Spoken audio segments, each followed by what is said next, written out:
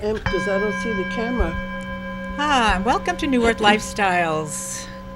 Hi, I'm Janie King, your host of the show. Manchester, New Hampshire, June 26, 2014 today is. So I'm glad you're here. Glad you're here to join us today. It's really a great summer day in Manchester, even though the clouds are around and it's been rainy the last couple of days, but everything is lush and green, which is so much better than being white and dreary. And so I wanted to do a couple announcements before I got into my guest. I have a special guest on the show today. I know you're all going to love our conversation today. But I wanted to say thank you so much to John Eric O'Neill, our technical director, for finding our show from last week. There was a glitch in the recording last week, and he was unable to copy it down onto my computer stick, and a miracle occurred. A miracle occurred because he couldn't do it for the whole week, couldn't find the show for the whole week, but now he could find it today. Thank you, thank you, thank you. So to Saul Solomon, who was on my show last week, I just want to let you know that we will be able to put that on YouTube. And I want to let people know also that I do have a YouTube channel called New Earth Lifestyles. So any of my past shows from 2014 are on YouTube. Anytime you want, if you hear that someone was on my show and you missed that, please do Google New Earth Lifestyles on YouTube. And I also want to say thank you to ManchesterTV.org and this lovely station, this lovely studio, for giving us this community access opportunity to talk to you about New Earth lifestyles and new consciousness and new ways of looking at life, new points of view. And my gong, of course, loves to be here to help us to breathe. And a couple of other things I just wanted to say. The miracle was the biggest thing, and Mercury has been retrograde since early June, and throughout June it will be retrograde. If you know astrology, it means that communications can get a little bit fouled up, or we believe that that's what Mercury does. And so for John to have been able to then get my last week's show found and fixed, and now being able to be seen, that is such a wonderful feeling. Thank you again, John, for that. And I just want to let you know that I have a mini retreat coming up this Saturday at my studio. If you're interested in that, go on my website. Also have a workshop on July 9th to make drums. And I see we have a caller on hold, so I just wanted to get through these little bit of announcements. And my friend Dawn Drew will be at my studio August 1st doing psychic gallery readings. So if you're interested in getting into one of those 2-hour gallery programs, she'll be there at my studio August 1st, which is a Friday night, so think about that. And then August 9th, I have another drum building workshop. So I have a call coming in, so let me take that call. Hello? Hello, you're on the air. Oh, I guess they hung up. Next time. That happens all the time. Yeah, and today on my show, my special guest is Ginger Ferrer from, what's the name of your show? Level Your Playing Field. Level Your Playing Field, who was on after my show. So welcome, Ginger. Thank you for being on the show with me today. Thank you for inviting me. You're welcome. A very nice surprise.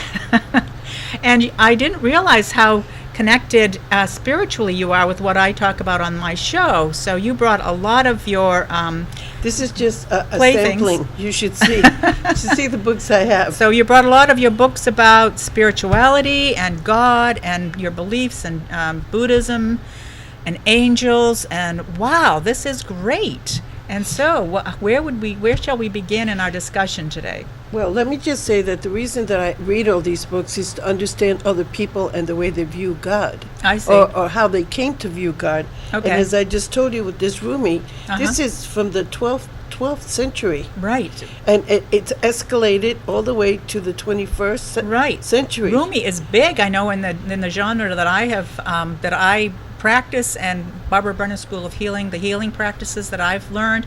Rumi is a sage of wonderful knowledge and mystery understandings of how the world works, how the universe works, and how divinity flows through us. Exactly. Yeah. And to minimize it or to restrict it to just one or two, as opposed to a whole universe full and a whole world full of different peoples who worship the same God, but that just call that God a different name according to their language and the Right. way they were taught and their beliefs. Uh-huh. But most of them, especially Rumi and the Buddhists and the teachings of the Kabbalah, the spirit is unanimous with the goodness of itself, and it's there for anybody and everybody. Right. And the fact that there's so many conflicts Right. regarding this kind of thinking, it's so puzzling to me because it's so hurtful, and it's been going on for millennia. Yeah, for millennia. And it's the last 5,000 years at least. And At least. I know before that, sometime way back, before the Crusades and way back in time, there was a goddess tradition which was very loving and matriarchal and Healing that and was healing done. and Oh, compassionate. gosh. And that's partly what Buddhism brings back in this day and age. Is that we were talking before we went on the air about Buddhism and compassion and the Dalai Lama, and that is the whole perspective of living from the heart and from compassion, and they're peaceful. They are anti-war, but really peaceful. It's a peaceful religion. Well, if you'll allow me, I'll read you this one little thing that I told you about. Yeah. So This- let me just frame that Okay. with an understanding. Yeah. Okay.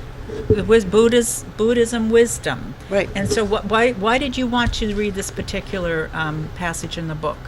Because it's so basic and it applies to anyone and everything who truly believes in a merciful, loving God. Okay. And it great. says, Okay. all of Buddha's teachings can be expressed in 2 sentences.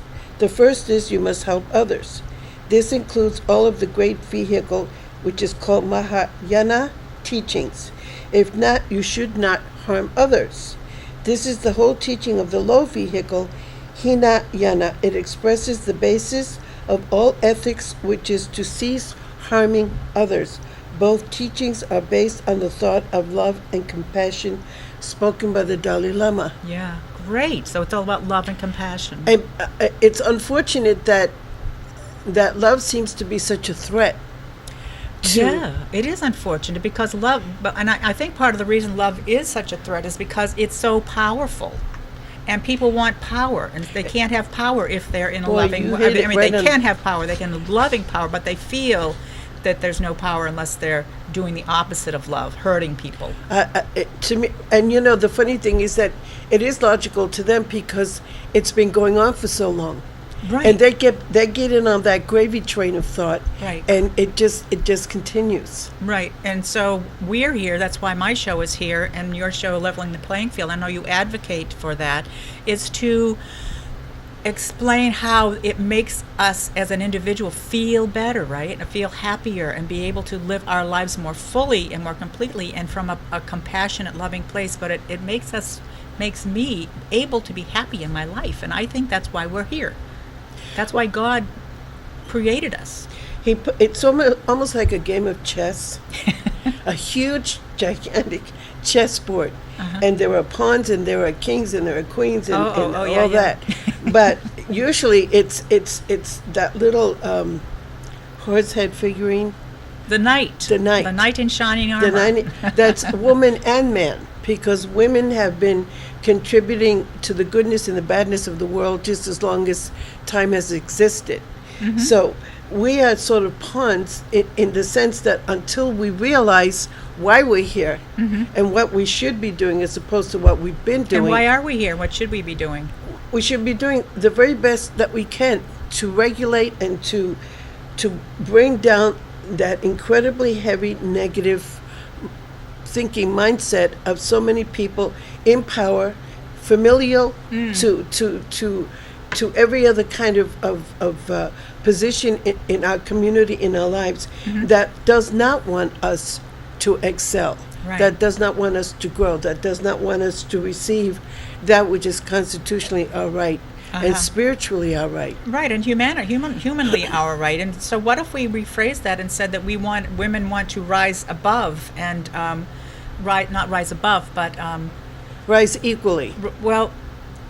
hold ourselves to that plateau, to that place of compassion and love, and not allow any of those other negative aspects to come into our awareness. Well, if you grow up that way, it's hard. It's hard to realize Right. that there's any other way. Especially true. if That's you true. if you live in a tiny town or a hamlet, Yeah. because there are hamlets across the ocean, Uh-huh. and that's all you've ever known. That's all you've ever seen. That's all you've ever experienced. Right. How do you know that there is something else? Right. You don't. Like I Exactly. told you on the phone, I ran away at a very young age. How old were you? I was 15, 16. You ran away from home? Wow. Very early age. And I kept coming back. Why did and- you run away? Well, life was incredibly harsh at home. Mm-hmm. And I had to escape, literally. I had to escape. And You had to escape the harshness of your home. of How many out there can kind of feel that? I mean, so many people couldn't wait The to get out of the kids- house when you were of age, 16. the elders were trying to marry me off, like they did my mom and my father. Oh, wow. And Because is that a religion or is that a... no, Why would they want to try to marry it's you the off? mindset that they came from, because marriages, today they're still doing it, but 50, 60, 80 years ago, when my grandparents were young people, Uh-huh. or my great-grandparents were young people, it seemed to be like a matter of course in all communities across the planet, Really? But even in the United Puerto Rico. States? Including Oh, Puerto oh, Rico. that's Well, right, my father was born my grandfather was born in 1898, so he was born in American territory. But the point is that the mindset Okay. of all those centuries Right. just kept repeating itself. Right. So Just the like this mindset wo- was just like this marry woman- people off. You know the woman that's on television that escaped being executed because she wouldn't give up her Christian faith? I don't watch television, so I'm sorry. Okay, I don't know that it's story. in the news. It's she wears sort of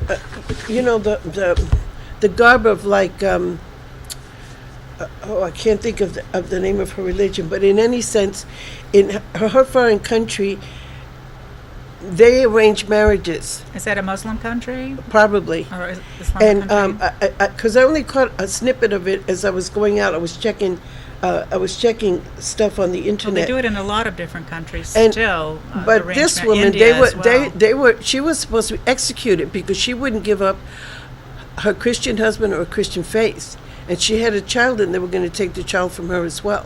But they rescinded that, and they held her for another day. But now she's on her way to America. So how does this relate to what you were saying about running The away? the fact that for centuries, human tribes have been arranging the lives of women. Selling them as young as 8 years of age to a grown man who kills her because he conjugally tears her apart. This has been going on forever, but the point So I was we're here to change that, aren't yeah, we? that's the whole thing. I don't know why I ran away. I don't know where the thought came from. I was a student in junior high school, Uh-huh. and one of my schoolmates said to me, "You should run away from home." And you took her up And on I it. did. I got a job. I was working. Wow, how did you get a job at that age? Well, I lied about my age because Oh. when I was 15 and 16, I was very strongly built, I see. Let us say. very well developed, and so I got a job. But the point I was trying to make is that it's been sort of like the school of life as opposed to collegiate education. You get an education in your life that either stagnates you or allows you to go forward. Right, So in order for me to go forward, I had to stay away from home right, okay, until I became of age. right. And then I came to visit, and I lived with my parents until I got married, and, Uh-huh. How old were you when you got married? 22. And you found someone you loved? No. No. I thought I did, but it turned out to be... So you loved him in the moment? No. No? He proposed to me, and I was flattered, and stupid and naive, and I don't know if I can say this on the air, but he was bisexual, Okay. and the Navy was getting suspicious of him. Ah, So in order to stay in the Navy, he had to marry... you had to find somebody to marry. Oh. Right. And And you s- obliged him. No, I didn't know. Are you kidding? no, Would I no. have married somebody like that? I see. You didn't know. I he was had no doing that. idea. His So he friends were flattered trying to you. tell me, but I didn't understand because I had never heard anything about Yeah. that kind of other alternative lifestyle because I Right. was You were only 22 back when. in yeah, the but 60s or 22 whatever. going on 15 because of the Yeah. way we were raised. We were so Right. sheltered. Right. But in any case, right. that led me to go to Norfolk, Virginia. So And let's there, have a gong on that and take a breath. yeah, Because I need to breathe. Thank I you. went to Virginia, and that's where I found Edgar Casey's. Edgar Casey Yeah. in And Virginia I started Beach. getting, yeah, And how old were you then? I was probably 23, 24. Uh-huh. And it was so liberating. First of all, I live by the ocean because I'm a Pisces, and it was Ah. the natural extension of the way where I would like to live. Right. And so where did you come from? I came from Texas? Ridgewood, Queens. No, Texas was elementary school. Okay, so you came from New York. I came from Brooklyn and Queens, New York. I see. And then you went to Virginia Beach. I went to Norfolk, and then I found out about the Norfolk. Edgar Casey Foundation, and I went to start learning things. And Ah. I was totally amazed. I met a lot of psychic people down there too. Uh-huh. And some of them were good, and some of them were nothing but money grubbing, whatever. Mm-hmm. But I met a woman, Maud Winslow Robinson. Maud Winslow Robinson. Now, this woman was written about by a famous man whose name eludes me, but he wrote Jess Stern. Jess Stern. He wrote about Edgar Casey. Okay. And she used to counsel him. He used to walk miles from Virginia Beach to her home in Norfolk to get her spiritual counseling. Who's he? Jess Stern. Jess Stern, the author of her biography. Of the Edgar Casey and other books. Oh, he's the guy that The did a Sleeping lot of... Prophet. Yeah. Oh. Jess Stern. And so that's the world I was living in. And so Uh-huh. I was ecstatically happy. So this is after you got married and divorced, or when was Yeah, this? well, what happened was the ship pulled out 2 days after we got married. And you were and- with them, of course. No, but it went to Jacksonville where the Oh, ship's home not- port was. Not too far. I saw him once more. He came to visit, Uh-huh. and I never saw him again. You still See- married? No, he's probably dead. But you never got a divorce? I don't know. I don't know if I never got papers or anything. But the point is that I served You might his. be able to get his pension. No, he probably married. He I thought you said he married you. Yeah, but knowing the kind of person he appeared to be, he was from West Virginia. He may have gotten a divorce. I never got the papers, and as much as I moved around, in fairness, maybe they tried and they couldn't find me. I'm sure that he got married and started his own family, or not, He because could be still searching for you. no, please give me a break. Well, that's right. If he was by, he probably found another different type of person to Well, fall he in love might with. have still married to have children, because a lot of bisexual people like to have children. Yeah, that's true. But I didn't wish him any harm. I just wish he hadn't been so deceptive to me. Right. If he had told me, but it was such a shock. Mm-hmm. It was really a shock. A shock. Which was the shock? To get married or to... No, to find out after the Oh, fact. you found out after. Yeah. Yeah. That must have been a shock. But in any case, So he Mother doesn't know- Teresa, Okay. she's one of my favorite human beings because she was not beguiled by the world. What does that mean? Beguiled? Yeah. She said that that all of the accolades meant nothing to her. Only her work mattered because she saw the reality of the reality. And the accolades are all this yeah, adoration and all the, It was not people important to wanting to her, know. even though she appreciated the donations and the recognition May I in the look at that sense book? of her work. Uh-huh. But she was not fooled. She was not fooled by the pomp and circumstance. Right. Yes, Mother Teresa was an amazing being. Absolutely. Amazing. She lived from Absol- 1910 to 1997, so she was 87. And I know she passed away like the week before Princess Di got killed in that auto accident. And some people speculate that she knew she was going to be helping Princess Di pass over, and that's why she needed to go first. Oh, well, I don't know. That's possible, but I think God's the one in control of that. Yeah, you think? Well, she's pretty close to God. No, I know, but why would Diane need her help?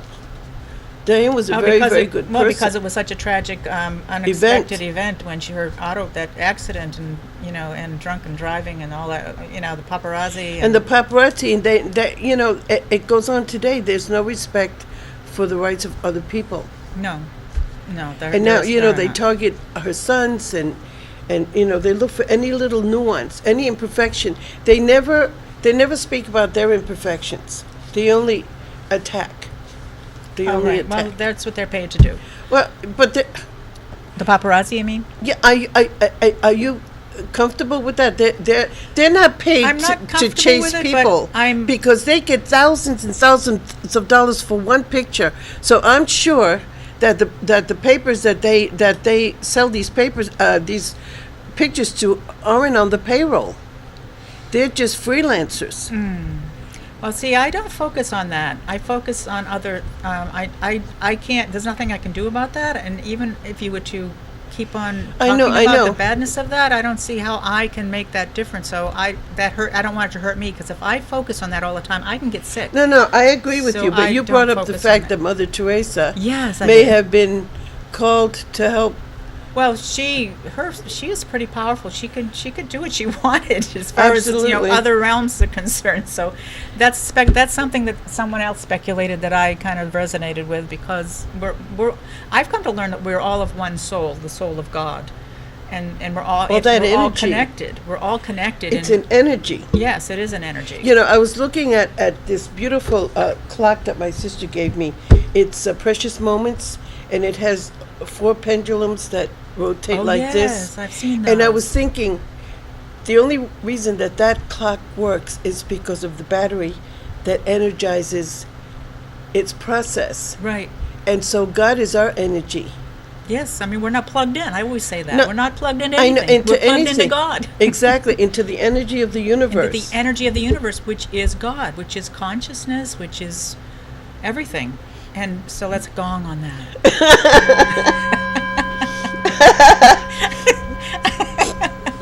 Ding dong. We're gonging on God. Now, have you ever read any of Shirley MacLaine's works? Shirley MacLaine. I have a book of hers. I could never get into it. I Which love one? her, Out though. on a Limb? Or Yes, Out on a Limb. I Or something read that dancing. about 20 There was times. something about dancing. Wasn't there another book that she did? Well, I know that she walked she's got across the Camino Real in yeah, Spain. Camino Real, a journey of the spirit. The Journey of the Spirit. It's all the way across Spain. It's a road that it's a pilgrimage. Exactly. And there are sacred sites along this pilgrimage road. And she did every single one of them. Yeah. She's And amazing. She was like 50 or 60 when she did that. She was not See, young. let me tell you something about age. This is what I've come to believe. About age, I need to know. 'Cause I'm No, getting no, younger, no, not seriously. older. Again, it's a pigeonhole effect. A If you- pigeonhole. You know, people put you into a category just because the numbers say that because you're in this number group that you can no longer function, you can no longer climb a mountain, you can no longer drive a car fast, you can no longer do this or that, and it may apply if a person is ill or crippled or disabled, but when a person has the energy that keeps them going, and they still want to dance, and they still want to do climb a Yeah, I still wanna mountain dance. I'd love to or climb write a mountain. book I just have to get the right or go hiking on a trail. Uh-huh. You know, where does it say that they can't do that? No, it doesn't. Yeah. There are 80-year-old people still running the marathon, I think. Boy, you're not kidding. So it's going on these age things that aren't true. They're not true, right? Take a breath. All right, let me see what else. The Kabbalah, the Holy Grail, the Manifesto, And- the 72 names of God, the technology for the soul. 72 names of God. 72 names of Somebody God. actually researched that and found that out. Yehuda Berg. And Huda Berg. he's written so many books. See, these are the 70 different names. 72 names of See God. right here? So it's not just the, God. the it's- different things that in their language, the different Oh, this is ways in you Hebrew. you can communicate with God for a specific purpose. Oh. 72. So when you're saying these words, you're connecting with getting rid of depression or you're finding long-range visions. But this, I can't pronounce them. I'm not even going to try. Here, I'll try. Because I don't want to, make a Okay, mess of those. you read from left to right. Oh, see, I would have done it wrong. All right, this one is to angelic influences. That's why I've got them marked. Uh-huh. Yud Zayin Hey. I say it 3 times for the Holy Spirit. Yud Zayin Hey. Yud Zayin Hey. That means angelic influences. And so- You're asking for the angels to help you or to accompany you. Oh, and or we to- all need to do that. Yeah. So And let's slow so down. this So is slow just down. speak your mind. Hey Tav Nun. Go back to the Hey angelic one. Tav Nun. Oh, the Let's say- angelic one? Let's say it together Okay. 3 times. Yud Zayin Hey. Yud Zayin Hey. Yud Zayin Hey. Terrific. And it makes you smile. Yeah. Thank And you. it's left to right. Feels so good just doing one of those. And What a great book. the 72 names. The and 72 there's, names of God. the technology for the soul. He's written so many books. He's got the Holy Grail, the Manifesto of the Zohar, which is the Hebrew of the way of life for the Hebrew people. Uh-huh. The Star Connection, Is that the one of his science as well? of the Judaic astrology. Oh, I wanted to look at that book. The Star Connection. Philip Berg. Rabbi Philip S. Berg. The Science of Judaic Astrology. Wow. The history. I wanted to talk to Dorothy Morgan, the astrologer that was on here a few weeks ago. I would love to run by her some of these other astrological Take that with you, because I have others. beliefs, or to Yeah. see how they fit in with the astrology that we think of as the zodiac and all Right. of that. The thing that a lot of people that appear to think, because I don't know what anybody thinks, I'm just going by what they say, so that it gives the impression of a certain mindset. Right. That before electronics and before science came into play in Where the it is now. world, Mhm. people communicated with God and the angels. Right. They did. You know, and but certain religions poo-pawed that and made it dark. Right. You know, and That's what I don't understand. I talked about that once on on our show. I think after the first of the years that, I mean, the Virgin Mary had Gabriel come to her and tell her she was with child. I mean, that's an angel, and the Christmas is based on Gabriel coming to Mother Mary and telling her that she's with child. That's not a one-time experience. That happens. We can have that happen all the time. People report All these angels things are all the everywhere. time. Yeah. What about Our Lady of Lourdes and Our Lady of Fatima? Right. I And mean, Lady you of know, Guadalupe. Yes, Guadalupe for sure, because that's my sister's patron. I Ah. mean, she's got her all over the house. Oh, but that's an amazing story. They're the all amazing. limitations that they try to impose on people who believe so much more than what we've been taught. Right. There's that a lot that's kept from us in the religious, The skepticism in the Christianity that they anyway. generate, Mhm. it just look at these, the Muslims and the Buddhists. How many of them have been slaughtered, literally slaughtered for their beliefs, but they won't give up those beliefs no matter what, Right. because Well, that's what the it's their Crusades were comfort about. zone. It's their comfort with how they communicate. Mm-hmm. You can't take that from somebody. You just can't. No, you can't. Not forcibly. I mean, things I mean, can change over forcibly time. they can kill you, but they can't take what's in your heart, your soul, and your mind. That's right, because your soul never dies. Well, that's true. Your spirit but- never dies. But it's like they just have to stamp out anything that's good. They need that control. It's like I wrote about this last week or the week before. It's almost like an addiction. They have to be in control. Yes, to the control point is where addiction, it- and power. It is an not addiction. it deliberates those that they impose that mindset on. That's true. They so shackle. how can we live our lives then to stay focused on what we believe in, at the same time be loving and compassionate? Well, that's a very good question, because that's almost like an internal battle.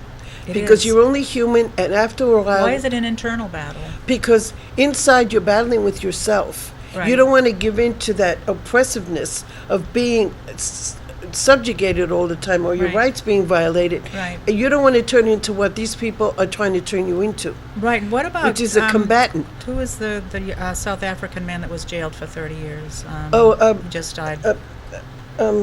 Mandela, Nelson Mandela. He came out of there more enlightened than he did going in. because he had time to think, and he had people that visited But he him, was in that and he jail got cell. material. I know, just like this. Through the years, see this book right here, Soul's Companion. Mm-hmm. I've had about 3. I've given 2 away. This one is a daily. It's a daily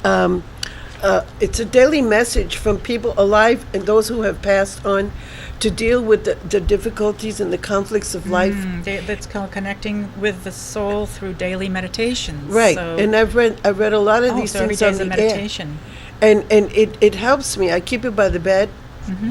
And sometimes on the day that I need it the most, I turn the page on that date, which happens to be the calendar date, and it reminds me. So let's It look up comforts today. me. What's today? Today's the 26th. 26th. So we look at they're actually date June 26th is in here. Yeah, So every day of the calendar year is. yeah. It's. I see. Pardon me. I sent this to somebody, and I Getting can't to remember. know myself. That's today. I will work and live with all of me. I will live and work with all of me. Now, there's a whole page to read. I'm not going to read the whole page, but and then there's a Thornton Wilder quote. There is a land of the living and a land of the dead, and the bridge is love. The only survival, the only meaning. Love. And that's what the heart is. It's a bridge. It's a bridge between the physical world and the spiritual world. Yeah. The soul. So that's a very powerful book, The Soul's Companion, And it's written by T.N. Dayton, yeah, she's a PhD in mental health. in mental health. So those books are really valuable. Has this book helped I've you? had this book at least 10 years. And do you look at it every day? Or Every how do day, you it's use it? right by my bed. You actually brought it here away from your bedstand. Well, I'm going to put it back when I go home. But and this little tiny little book talks about people who have had angel experiences, that they were protected by angels against harm. Wow. It's Thank it's you. Now, has that happened to you? Have you had any angel well, experience? I told you about the car accident I was in. Can you relay that? Would you mind relaying that again? Yeah, or because I don't- talked about it on my it's- show it a is couple of amazing times when over the peop- year. Yeah. I was driving down a very wide four-lane street on Granby Street in Norfolk, Virginia, and my car started to sputter, so I pulled over to a left turn lane, and I put the car in park so I could try to start it again. And as I look up my rearview mirror, there comes this huge Ford Fairlane coming at me like a bullet out of a gun. And I didn't have time to react. He hit me so hard that I don't know why I didn't go to the windshield, because the door flew open from the impact. I should have been thrown out, but I felt two sets of hands hold me hard against the chair. Wow. The driver's seat, seat. uh-huh. And the car flew through the air, and traffic was coming from the opposite side. It landed on the grass, and it was headed towards a stand of trees, and my foot is all I could move for the brake, and I stopped it before it crashed into the tree. Oh, wow. Now, I'm a Chevy Camaro freak. You are. And I had a beautiful Chevy Camaro, and the high end of that car was in the back seat. The back end, you mean? The whole back end of the car was pushed right up Wow. against the front seat. Oh my I was gosh. wedged in there. Wow. And if those two sets of hands hadn't held me, I could have gone either through the windshield or I could have fallen out of the car, Wow, because amazing. I didn't have my seatbelt on. Right. What year was this? Gee, I don't Around. remember. It's what, 70 something. It's 1970s. Late 70 something. Yeah, and Uh, so you felt these hands hold two you sets of- safely. They held me hard against the seat. Wow. I didn't have time. There was no Now, movement, no body movement on my part. Anything? No, it happened instantaneously. Right. And it's funny because I was on my way to a psychic reading. I'm not kidding. This lady that was really helping me, because my husband and I were having trouble, Uh-huh. and I wanted to find out if my marriage was worth saving. Uh, And anyway, I never well, got your life there. certainly was. Yeah, but Someone saved your life. it was the big guy The upstairs. big guy upstairs. So do you have any other insights as to whose hands they were? Well, I can't. I don't know, but I know that they were not visible. Uh-huh. I couldn't touch them and hold them. I Right. just knew that I was being held hard against the Wow. seat, That's because the impact amazing. should have pushed me right out of my seat. Absolutely. Yeah. So I wonder how many people out there had an experience like that. And I wanted to remind people that you can call in today. It's a call-in show. And if you have an experience like that, I'd love to hear about it. I Yeah, think Ginger a would lot love of to hear people about have. it. When Any angelic or being saved by something not known, how you unseen were saved. force. Unseen force. Yeah. Right. I mean, So, how many wow, people? So were you rescued, or were you able to get out of the car? Well, the fire department had to get me out. It did. And when I went, after I left the hospital and I went to my car, I was amazed to see, because when I was first taken out, I was, Of course, in shock. Yeah. and when I saw how that car had been literally squished, and that I Wow. survived it, Yeah. it was like, It was like, yeah, somebody helped you. not only that, but I just felt like I'm still supposed to be here. There's things that I have to do. Ah. And then I went to see the lady that was trying to help me, and my husband and I separated, and his ship moved on to Jacksonville. And Oh, this is the first husband you talked about. no, earlier. the second one. Oh, I see. And the first one I never heard from again. I see. I don't even know if he's alive, to tell you the truth, but Wow. So anyway, it's amazing that you got out alive from that car. what's amazing is that I felt two sets of hands. Right. That is the amazing part. That is amazing. And, And now, and the fact that I used to have a different Chevy Camaro. I had a Chevy Camaro that looked like the Mustang of the time. It was like this, but it was very low and sleek. Right. But this one had the high end, Oh, yeah. the high back end. okay, If I had been in the former car, I would be dead today. you would have been The smushed. impact, the gas tank would have blown up. Right. This was a Ford Fairlane. Right. They were This big is tanks. very wide car. Yeah. And he was going like, You didn't like see that you had stopped. like his rear end was on fire. Right. And so this was a miracle. A total miracle. I wasn't. It wasn't my time to go. It wasn't your time to go. And how many people have been in more serious jeopardy? Mhm. When we're not supposed to go, we're just not supposed to go. That's and true. against all odds, those things, we survived those things. Right. Now, did this knowing that it's not your time to go, did that change your life at all? Well, yeah, because my husband and I decided to part friendly. Okay. And like I said, his ship was the home port used to be Norfolk Naval Shipyard. Right. It was changed to Jacksonville, Uh-huh. Florida. So we were amicable. We loved each other. We just didn't like each other. No, because he was. Well, that happens. See, I'm a very liberated person in the sense of not trying to instantly judge somebody. Right. But my former husband was kind of a racist, and I said, "How can you be a racist when you're married to an Indian Puerto Rican?" And in Florida, in Norfolk, Virginia, I was 3 or 4 shades darker than this because of the exposure to the sun. Right. You're outside a lot. And he says, "That's different." I says, "No, it isn't. No, it isn't." Right. And he wanted children, and I kept having miscarriages, and he wouldn't So adopt. you didn't want any. Wow. No, so when he met this girl, they had a set of twins. So Oh, great. I realized spiritually that he was supposed to be the father of those children, and that I wasn't supposed to be the mother of his children. Right. Do you have any children? I have a daughter. I have and a son who passed away when he was 6 months Oh, and I'm 27 days sorry. old. Ooh. His Oh. name was Michael Patrick. I'm so sorry. I didn't know that. Yeah, that's okay. Wow. I wanted to get back to what you said about your background. You are Puerto Rican and Indian. Yeah. And what, can you tell me more about that background? Well, see, the island of Puerto Rico was not Puerto Rico in prior history. Right. It was called Borinquen, but not the Spanish definition or the Spanish spelling. It was a dialect that was not Latin at all. The island was inhabited by Taino Indians.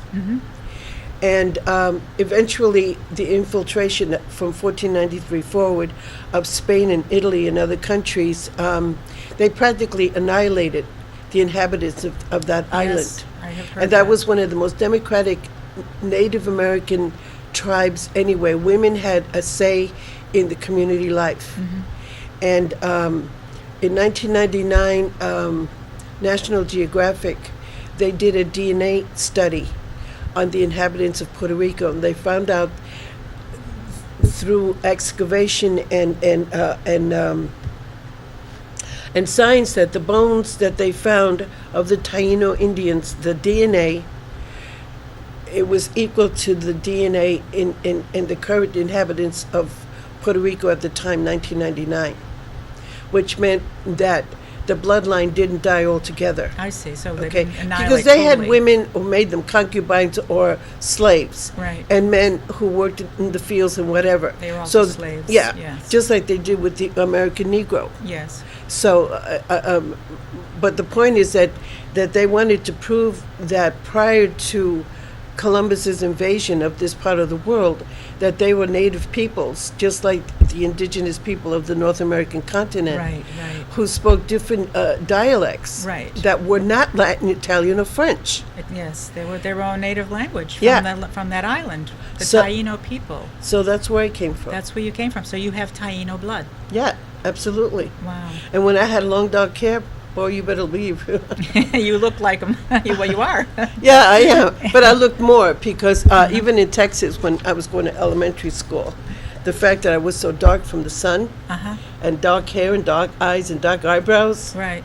I had a woman And come brown up to me eyes, when yeah. I was 7 years old, and she took my face like this and she started rubbing my eyebrows. Oops. Rubbing my eyebrows.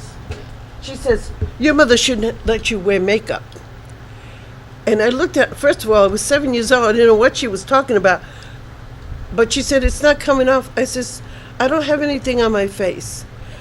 Wow, that was pretty intrusive. That was the mindset of the people of that location. Right. What part of And Texas was that? Houston. I went to Oh. Desavella Elementary School. Oh, wow. And I got beat up on a regular basis, and my poor parents had to keep replacing my glasses because they used to break my glasses Oh, why did you get beat up? because I looked Mexican. Oh, wow. And So they that's didn't- very racist there. in Oh, that- boy, you're not kidding. Now, was that in the 50s? That was, yeah. Yeah. So you're about the same age as me. Yeah. Grew up in the 50s. But the thing is that all those things played in my head to make me not like anybody else in that regard. I see. Yeah. Because I see It's very damaging human as a beings. child. Yeah. No, I see. First of all, bullyism is still going on full tilt. Okay, in every age level of school. And in I see society as human well. beings as an expression of God. I don't. If a person is a jackass, they're a jackass. It doesn't matter what. Let's go on to jackasses. Go. It's a Everybody human. is It's a their own human. person. It's a human fault. It's not specific to any one People human are that. tribe. Yeah, people are that way because that's what they've learned to be. No, not only that, but every human tribe has their detractors, and they are good people. Yes, that's They true. have the good and the bad, the best and the worst. Right. It's not exclusive to any one human tribe, No, any that's true. one human Every- sexual preference. It's just a human flaw or fact Right. that can be exercised by anybody from anywhere. Right. So there's bullies in all society, all levels Yes, of... but in our country, it's not supposed to be allowed to the level that it has escalated to. Think about it. Look, there's a girl that got raped at a college, James Madison University. 3 college students videotaped it and then sent it off into the internet. The college allowed them to graduate, even though this rape was reported. And So how They can weren't- we have compassion for that? Wait a Going minute, back to the what- beginning of our no, program. yeah, but you can't have compassion for people that don't know that they're supposed to be compassionate. You can't teach compassion. It's either part of your natural thought processes or not. And this isn't the first time it happens. It happens in all at work, on the highway. agree. It happens You know, more often you're than we driving need your to car know. and some We guy need to decides know, that he but- wants to cut you off, or tailgate you to the point where you have to pull over to get away from them. I mean, this is every day. So So what if we came back to the fact to Nelson Mandela and realized that he created his reality to be the person that he came out but he had a being? lot of support. He was in Yeah, he was in solitary. jail. He was in solitary Confinement, but he for was allowed 30 there was 30 allowed years. visitors. So how can we that we're out here we can create a similar environment around ourselves, can't we? I mean, that's my goal anyway. In the sense of what? In the Of- sense of choosing how we interpret or how we see all these atrocities that are happening. I mean, atrocities are a reality, if you want to look at it that way, of the human race everywhere, all the time.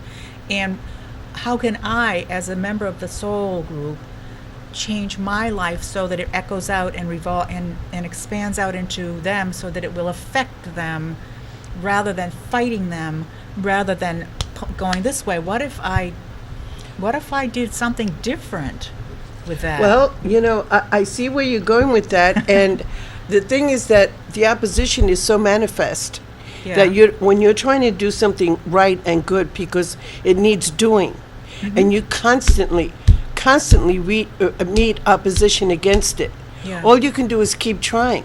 Sometimes you're up to here. So how? I mean, one How thing we how did do talk how do about- you fix that? You can't fix them because Well, they no, don't you want to can't. be fixed. No, you can't fix them. You can only fix you. How you react to it is all you can fix, right? It's all, I mean, that's where I come from anyway.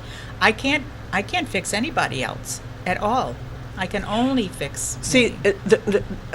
for lack of another way to put this, the codicil of this is What is that a codicil? a codicil is sort of like an added comment or an added phrase to a rule of law. Okay. Okay. So in addition Now to we this, live in a country that says that we have certain rights, inalienable rights, under God's law and man's law. True. Okay. Okay. So that is the banner under which I fly, in the sense of why I do what I do. I understand that. Okay, not only because it happened to me, but because I got to see it happen to other people. Right. For the last 25 years, I've seen this happen to other people. And growing up, I experienced it, and so did other people. Right. Now, I divested myself of that when I ran away from home, and I started living in the world, and I saw all kinds of different things, joyful things and sad things and bad things and good things. Right. And so I balanced it out. But here, there's no balance. And this is why I continue to fight the fight.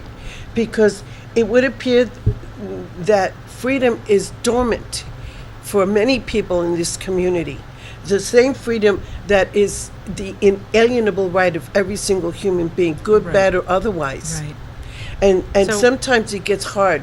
It is hard. Life is tremendous. Can be tremendously hard, and I'm curious to think from me and maybe for you or for others out there to look at how Gandhi in India liberated India from British rule peacefully.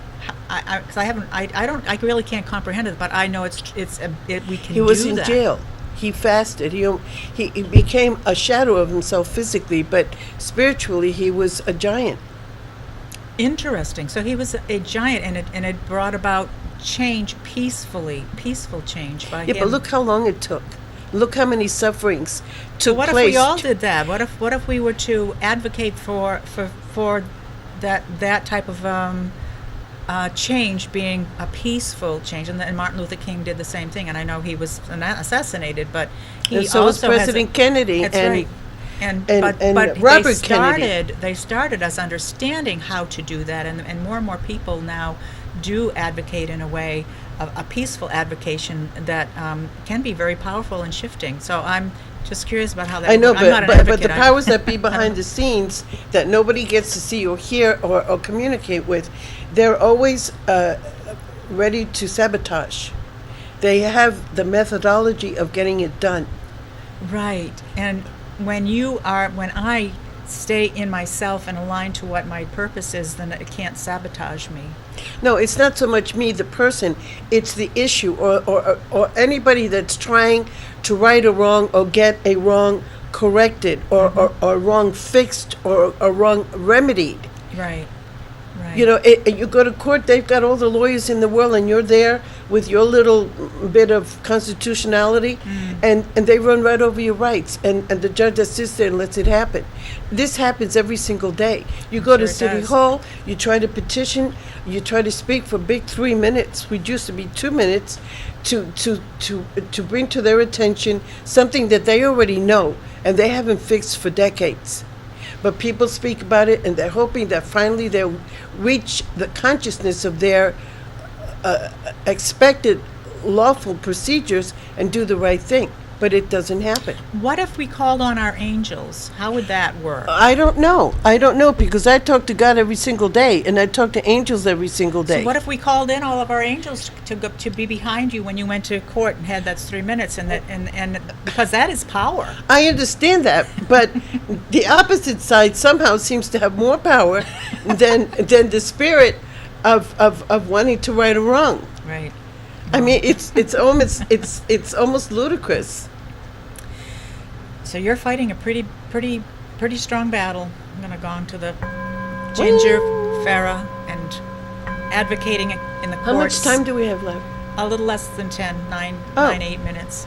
You sure you don't want to borrow these to just Well, why don't you test tell us them out? about those? These are cards. This is Sylvia Brown's Sylvia Brown's, what are they called? My Spiritual Reading Cards. My spiritual reading cards. And you can use these And how at do home. you use these? It's called the Celtic. This is called the Celtic spread because there's Celtic only spread. 7 cards. Okay. And then there are cards with different sayings. Like this one says, never allow bigotry of sex, race, religion, creed, or politics to enter your life. To enter your life. You can only honor your mother and father or anyone else if these people are honorable. Think about that. Yeah, that's a big. Let's take a little pause. You and- can only honor your mother and father or anyone else if these people are honorable.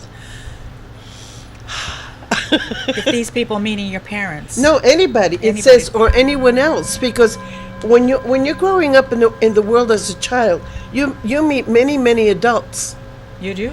many adults. Like the adult that tried to rub off your eyebrows. Yeah, and you've got good teachers and bad teachers. You've got people who will molest you, babysitters.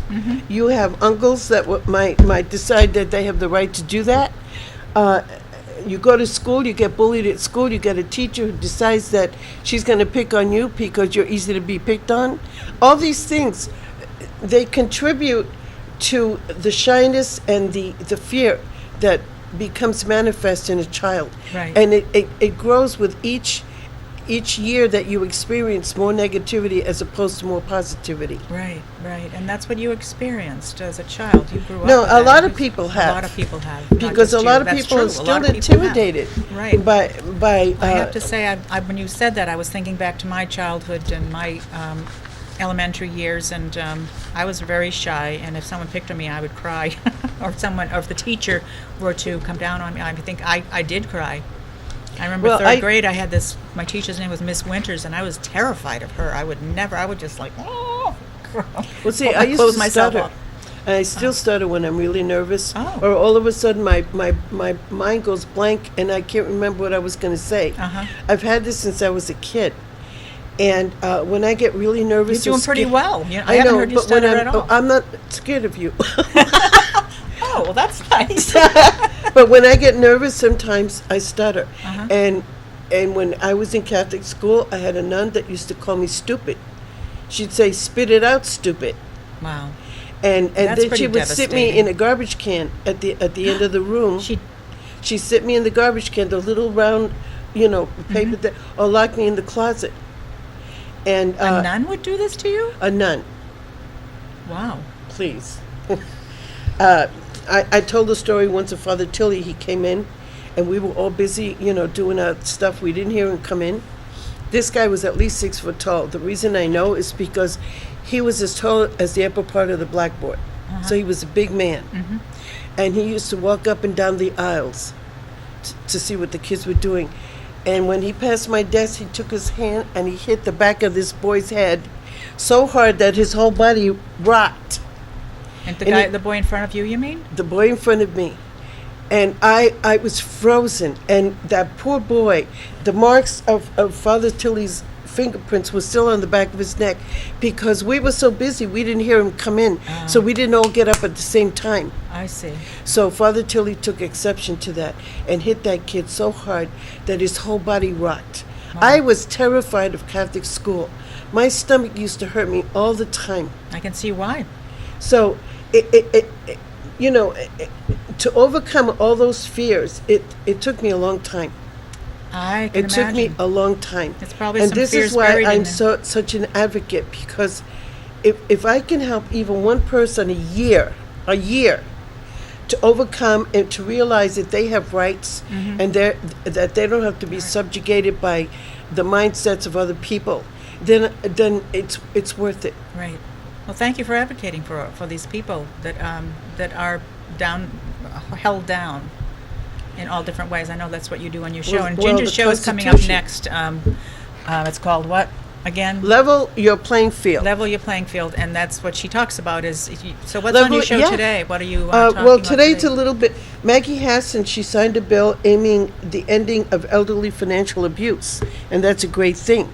But I wanted to add that housing for the elderly and the disabled is very much out of code compliance. And is that of code compliance? Out of housing code compliance. Code compliance. Code compliance. I see. Where their wheelchairs get stuck on a broken step, or they don't even have wheelchair access, or like this building that has wheelchair access in the hallways, but the front door is not a wheelchair access doorway, and it That's true. should be. Yes, it's not. And City Hall owns the building. Right. So City Hall is remiss. Okay? Yeah, the city hall owns the building. I mean, this Yeah, is, so that means that they're not supposed to follow the law. Oh, well. See, this is what I talk about. I see. Well, And thank you Maggie, for Maggie bringing Hassan these up, has put the New Hampshire Bankers Association said the new law provides greater clarity for banks to report suspect transactions because many elderly people trust others to write their checks for their bills. Yes. And they help themselves to the money. Right. Right. So There are that's a lot one of the people many that- things that she's And advocating. you're going to be talking about that on your show today. Right. Great. Among other things. Well, I'm grateful that you've come on and, I'm so shared your happy time that with me you- today. That you found this so interesting. What's that? I said, I'm so happy that you found it so interesting. Yes. Well, this is all good stuff, and knowing your background and what it helps me to understand why you advocate so strongly every week on your show. And it's great work that you're fairness doing. and equality. Fairness if we and lived in a equality, country right. that said that we're not entitled to it, it would be one thing. You don't want any of those? Oh, I'm just moving off my papers. But we live in a country that's promised us since all of us were born, since 1898 forward, or 1776 forward, that we are all equal under God's law and man's law. So when you tell somebody that, and you're being educated all through school and into young adulthood, and you come smack dab into the opposite, what are you supposed to do? Well, that's why you're here. You're helping people to wake up. to wake up, and to also Smell the right coffee. Smell the roses. So before we end, I wanted to say one other thing that I forgot to talk about in the beginning is there's a concert coming up on July 18th and July 19th in Bradford's Old Center Meeting House, which is a quaint place in Bradford, New Hampshire, and they're going to have a chamber music series of some really unbelievably fabulous musicians. Stephen Drury piano, Gabriela Diaz violin, and Robert Mayes cello. They'll be on Friday night, and then Saturday Christian Taylor will be on piano, and Gary Louis alto saxophone. And there's all different kinds of music that they'll be playing, and this is just an amazing event. If anyone wants to find out more about it, you can contact me on my website. And I give thanks to Ginger Ferrer for being on the show with me today, and thank you to you for watching. And again, if you wanted to see any of my past shows from 2014, you can go to YouTube and Google New Earth Lifestyles, and if there are some guests that I've had on that you missed, please do go there and like my or you can become a member, I think. So thanks for joining me today, and as we gong out, remember, your heart knows the way.